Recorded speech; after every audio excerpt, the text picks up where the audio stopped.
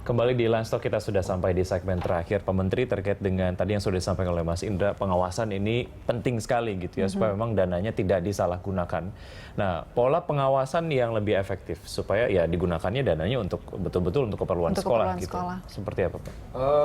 Sebetulnya justru dengan langkah agar kartu itu sampai ke sekolah dulu, itu kan agar sekolah ikut mengawasi penggunaannya gitu ya.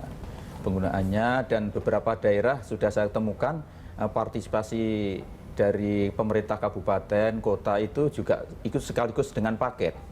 Misalnya sepatu, tas itu tanggung jawab dari kabupaten. Kemudian nanti dari dana dari kartu Indonesia Pintar itu untuk pengadaan buku. Sudah ada juga yang pemerintah yang proaktif seperti itu gitu. Jadi ini memang maksudnya untuk mengendalikan bagaimana supaya tidak disalahgunakan atau salah guna dari dana yang keluar dari kartu Indonesia Pintar itu. Dan saya sudah punya rencana yang lebih bisa dipertanggungjawabkan untuk tahun berikutnya lah. Bagaimana supaya itu betul-betul terkendali, bisa terkontrol penggunaannya. Agar program ini kemudian dapat berjalan secara komprehensif dari distribusi hingga ke pengawasannya gitu ya. Saya ke Mas Indra. Mas Indra, dinamika dunia pendidikan di Indonesia ini kemudian belakangan sangat terasa gitu ya, apalagi terkait dengan ada beberapa wacana juga terkait dengan pengkajian ulang sekolah gratis dan lain sebagainya.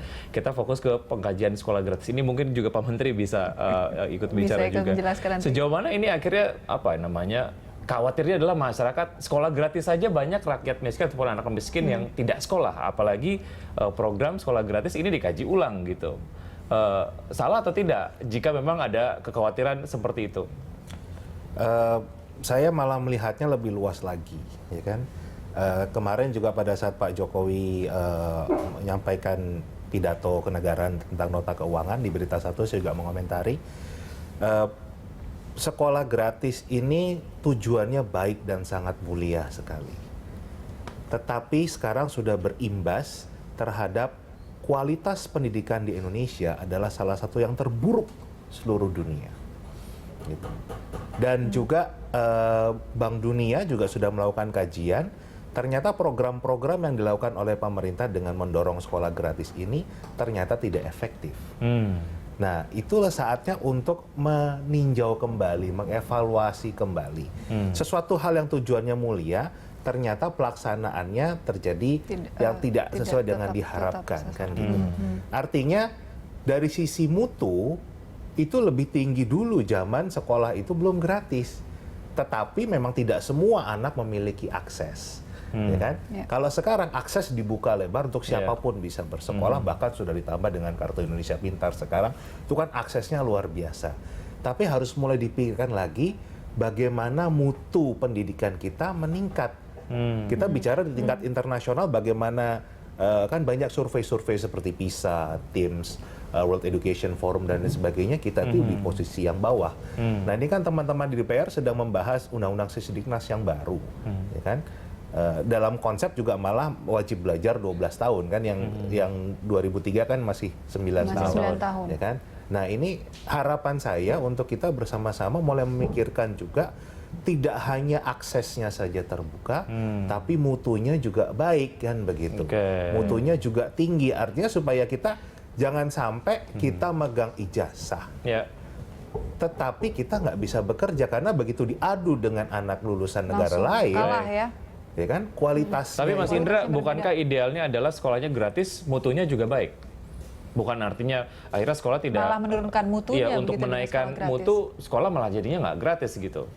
Bukankah idealnya sekolah gratis dan akhirnya mutunya juga naik? Artinya harus dicari program yang memang dua-duanya ini bisa jalan gitu. Oke, saya melihatnya nggak begitu. Saya melihatnya adalah sekolah di seluruh Indonesia itu nggak bisa sama rata sama rasa.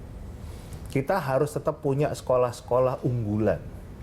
Sekolah-sekolah unggulan yang memang nanti bersaingnya bukan hanya dengan antar sekolah di kita sendiri, tapi yang akan lulusan di sini akan bersaing dengan tadi anak-anak dari negara lain, kan gitu. Nah, ini kan nggak bisa dengan program yang sama dari Sabang sampai Merauke, programnya sama, anggarannya sama kan begitu. Nggak bisa gitu. Dan sekarang pun secara spesifik ya. Satu hal yang betul-betul saya melihat terjadi problem besar itu adalah kegiatan non akademis. Itu di sekolah itu hampir mati. Baik. Kenapa? Karena hidupnya hanya dari bos. Baik. Beda dengan dulu. Wah, anak-anak mau suka marching band. Oke. Marching band itu kan butuh biaya besar. Baik. Orang tua bisa membantu. Oke. Kalau sekarang kan nggak boleh. Ya, saya langsung ke Pak Menteri. Pak Menteri, mungkin Anda bisa mengomentari. Ya, menyambut dengan dari yang wacana ini, disampaikan Pak. oleh Mas Indra, sebenarnya sudah banyak pakar-pakar dan pengamat pendidikan yang menyarankan supaya meninjau kembali tentang sekolah gratis itu.